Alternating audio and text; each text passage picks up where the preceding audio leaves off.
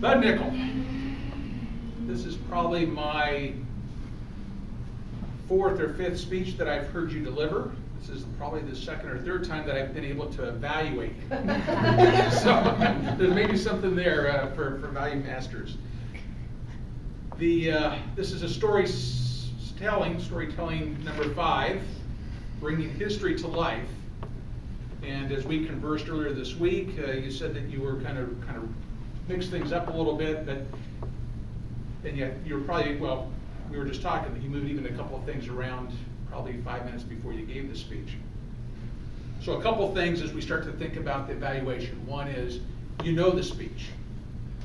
You know it inside and out because you can move parts around and still look like it was engaged to the audience, and we didn't see that that was disjointed, so to speak. So that was good. The part of the speech that you want us to look at is, where was the climax inside of that? I think it became kind of in the middle of the story. As I was looking at that, I was looking at the engagement of the folks as well as the audience.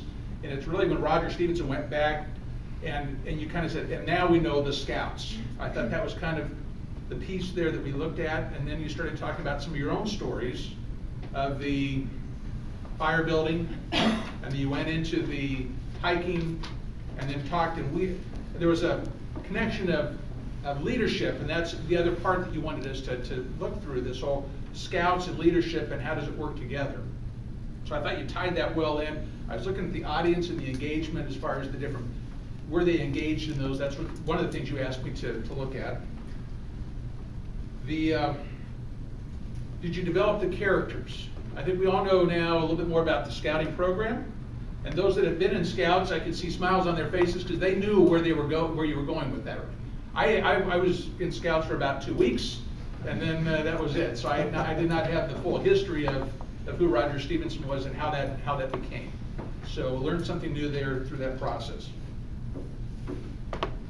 One thing that I would say from a delivery perspective, and I've seen this throughout all of your speeches, is that you have this hand movement.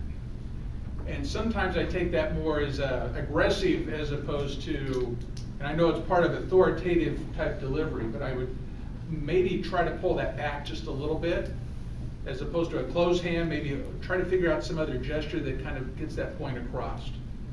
Vocal variety, you did great. You kind of, a British accent to a 11-year-old, as you made those differences as far as the different characters.